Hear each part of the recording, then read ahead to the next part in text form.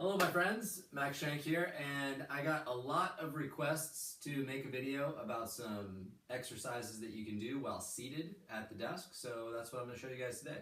It's going to be a combination of isometric strength exercises and flexibility movements, and I'm going to show you just things that you can do kind of incognito at the desk. Obviously, if you can, every 20 minutes or so, you should get up, move around, take a walk, look at stuff that's far away, that kind of thing. But these are going to be like the secret little exercises you can do just at your desk without going anywhere. So the first thing we're going to do is we're going to wake up your hands and fingers. So there are a couple things you need to know. Number one, I want you to picture that there's like a circle around here. I guess a square is more like it, and it's got four corners, here, here, here, and here. And what you're going to do is you're going to roll your hands on those corners. And what I want you to do is actually put pressure. So imagine that you have to keep maybe like about 10 pounds of pressure. And the goal is to touch just that little perimeter there and not your actual fingers. So it's going to help improve your wrist extension. And then we're going to turn this into a wrist mobility exercise. So what we're going to do now is just imagine that your wrists are the only thing that can touch each other, and you're going to push them together, roll them through, so just the wrists are touching, and then you come back through. So this is kind of like an isometric, but not really. And we'll go both directions. It's a very good way to teach you how to do wrist mobility drills because you have feedback. So anytime you have something that you can actually push into or lever off of to give you a frame of reference, it makes it a lot easier to do many of these mobility exercises. So we're going to do that, and that should get the hands and wrists going a little bit, and you can do that with closed fists or with open palms. Either way is fine. And then from here we're going to do a couple isometrics. So we're going to take our pinky fingers, we're going to link them together, pull like an isometric, so you're going to feel like you're doing a pinky lift essentially, and you're going to lift up and down, and then you're going to flip your hands to the pinky, lift up and down, and then we're going to move on to the ring finger. So we're going to pull, keep that tension by pulling, lift up and down, switch, up, down. And you can go slow, you can go a little bit faster, but the important thing is once you link up your fingers, you are pulling apart. So it's almost like you're doing a row or a face pull or something along the line. So you're actually strengthening the back muscles. So we're going to pull, lift up, and back down. Switch. Pull, lift up, lift down, onto the index finger, up, down, other side, up, down, and then we're going to link up the thumbs, up, down, switch ways, up, down. So what you should actually feel now by the time you've gotten to this point is that your chest has really opened up because we've activated muscles on the backside.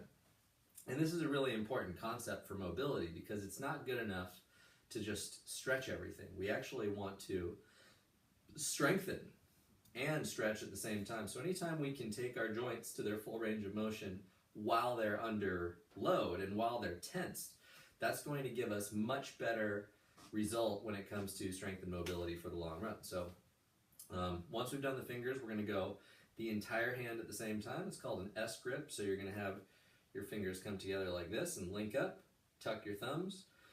Now you're going to do 5 on each. So now there's going to be a lot more force involved.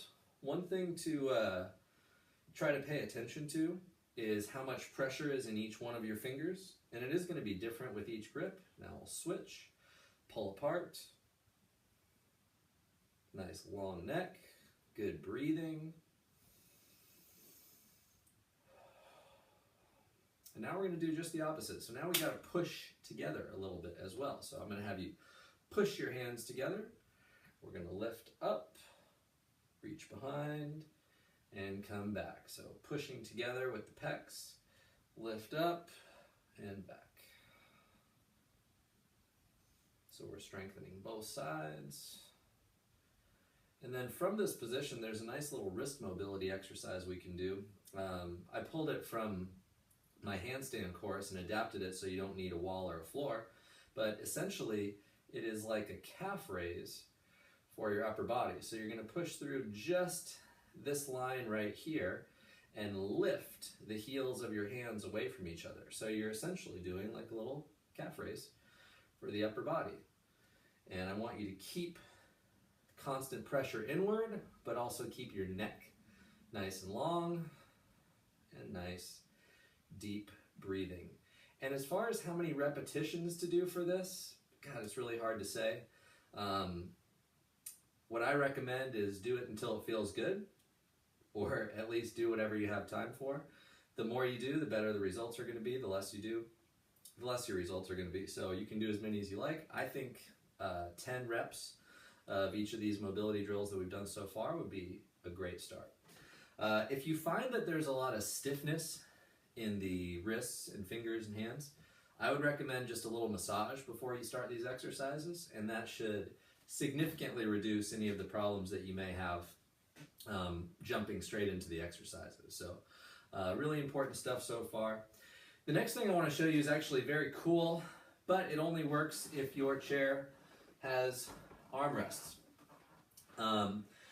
Mobilizing the neck can be really challenging because unfortunately, due to our lifestyles, the neck and shoulders tend to kind of creep together. And what this does is it creates a lot of tension here at the upper traps. If you ask any massage therapist, they'll basically tell you that's where everybody carries their tension. So what we want to do to better mobilize the neck is we want to create space. We want to create a separation. And the best way to do that is by using your own muscular strength. So it's called disassociation. So we're separating these two things from one another.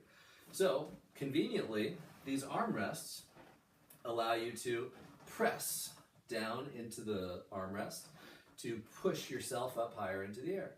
And what this does is it frees your neck.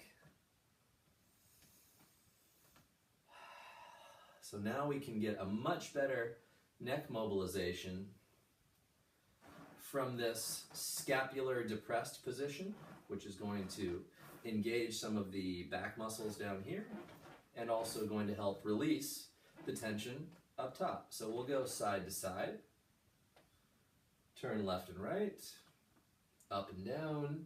And when you do these, make sure that you keep your mouth closed and your tongue on the roof of the mouth. That's going to help activate some of the deeper neck muscles and help keep that spine nice and stable as it goes through this range of motion. So once again, pushing down, and then we have our nice neck mobility movements here. The last exercise I want to show you is actually for your feet, and one of my best recommendations if you do sit at a desk is to, number one, take your shoes off immediately as soon as you're down there, and number two, have something to play with down there. And play is maybe not the exact word, but you're at least going to want to sneak in some massage on the bottom of your feet. And if you have a lacrosse ball down there or a golf ball, you'll actually do it. And if you don't have a ball down there, it won't get done. But I've found that for many people that I work with, having a ball under the desk has been an absolute game changer. So what I would recommend you do is keep a ball down there for mobility drills, and then occasionally you want to do some, you want to keep the ball down there for soft tissue work, but then mobility drills you want to occasionally do as well. And levering off of the ball of your foot and creating a circle is one of the better ways to do that. So if you have, once again, that nice reference point, you're going to kick your ankle out to the side, sweep it across. You should be able to see from there. It's making this nice circle. Perfect. So, and you can do that both feet at the same time if you like.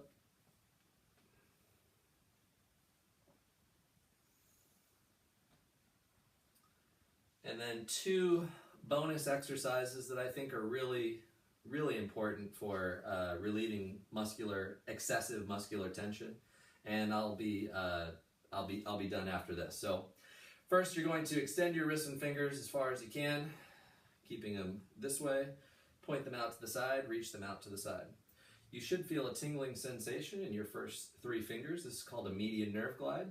And you're going to tilt your head left and back, left and right, and then rotate once you've tilted. And as I do this way, it's going to increase the stretch on this side all the way down into the fingertips. And as I lean this way, it's going to increase the stretch in that side all the way into the fingertips. And if you were paying attention when we did our wrist circles over here, you can do that same movement out to the side, and you're actually going to floss multiple different nerves due to the different positions. So you're going to go through a full internal and external rotation at the shoulder this way, and you're also going to pass through a wrist figure 8. So you're actually going to pretty much quadruple your bang for your buck on this particular exercise if you combine them together like that. And I go into more detail in all these exercises in my 5-Minute Flow product, which is a comprehensive strength and mobility system using no equipment and combining that into a nice 5-minute daily habit. It's called 5-Minute Flow, and you can grab it at 5minuteflow.com. The lower body though also, so if you do have a lot of tension in the low back or legs, flossing the lower body nerves can be really beneficial too. So the best way to do that is to grab here underneath your hamstring. You're going to extend the leg forward, lean forward like a nice little slump, and then you're going to go through some large, slow ankle circles each direction. And as you feel a tingling sensation, just kind of breeze slowly through that position. So over here you'll get peroneal nerve, over here you'll get tibial nerve, up here you'll get the sural nerve. There's not a test on this, it's just for your benefit. If you don't really feel any of that tingling sensation, bring the leg across and internally rotate it and let your head fall. And you should feel that tingling sensation all the way down your spine. You may find that you have to lean slightly forward. So essentially, if you combine some of these different isometric exercises and mobility drills while you're sitting at the desk, I would not be surprised if you made significantly more strength gains once you go back into the gym too, because these little things can add up big time. So I hope you enjoy this. If you would like more information, you can find a ton of free stuff at maxshank.com. And if you'd like to learn more about my mobility system, go to 5minuteflow.com and pick that up, or join the Facebook group, and I will see you there. Have a great day.